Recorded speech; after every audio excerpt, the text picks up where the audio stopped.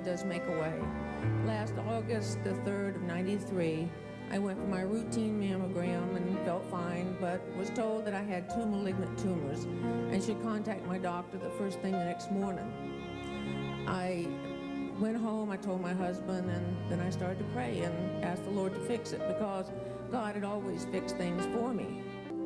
I went as an outpatient and found out that there was more surgery to be coming.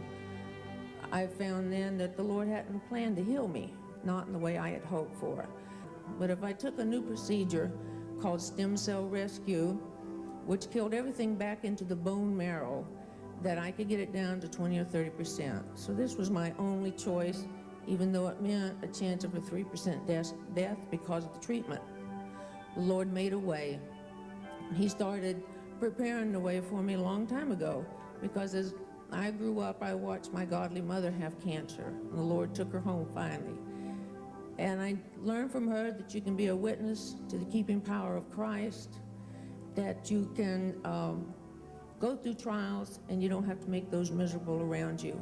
And that was a challenge to me, and I was determined I was going to do my part.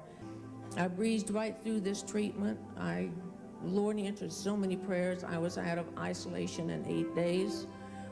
Some people were in there for 3 weeks. Whenever they collected my stem cells, they got 23 times what they needed the first time. The Lord just blessed tremendously. The doctors would shake their heads and say, well, you haven't done anything normal yet. And I would just point up and say, there's been a lot of prayers answered. And they would shake their head in agreement. So I know the Lord can make a way, and He answers the prayers, and He will keep you and strengthen you. And I don't know what the future holds, but I know that my Lord holds the future, so I'm not worried. Thank you. So that was 20 years ago, but you know, I still remember how I felt when I found out, because what the doctors told me wasn't a whole lot of hope for me. And I knew that if God wanted me to leave this earth, that I would. But He let me know that He wanted to strengthen me and let me get past all of this and become a stronger person through it.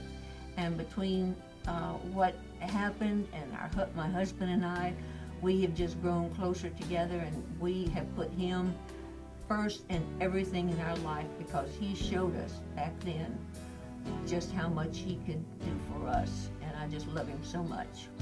Well, I want to give you my 2 cents on this. When she was diagnosed with cancer, we didn't know, exactly what was going to happen, and so we went to the doctors and everything. And the first thing I did, whenever I found out about it, immediately I called my pastor and asked him to come over. Would he come over and anoint Donna with oil, as James says in the Bible? And they did. They came over, and I figured that's it. That God's going to do it. He's going to take care of it. Well, God didn't do the way I wanted Him to do it. And when I found out what was going to happen, I got mad. I got mad at God. I was really mad. And I'm just thankful that, that He spared her. Because when I looked at her coming out of the operating room, I thought, I've lost my wife. And it tore me up. The footsteps in the sand, I saw those footprints whenever He walked on her through every phase. It was just one miracle after another. And now we're at Casada Baptist Church, and we just love it. God has blessed us. We share a 3-year-old Sunday school class together, and we can just see these kids growing in love and just spend each Sunday with them and just love it. We help in the Wednesday night supper. We work at the nursing home from the church doing bingo, and we just are just so happy because the Lord has given us stuff to do that is a blessing. Well, when we made that video 20 years ago, the last thing I said was, I don't know what the future holds, but I know who holds the future. And I still know who holds the future, and God has just proved it over and over again.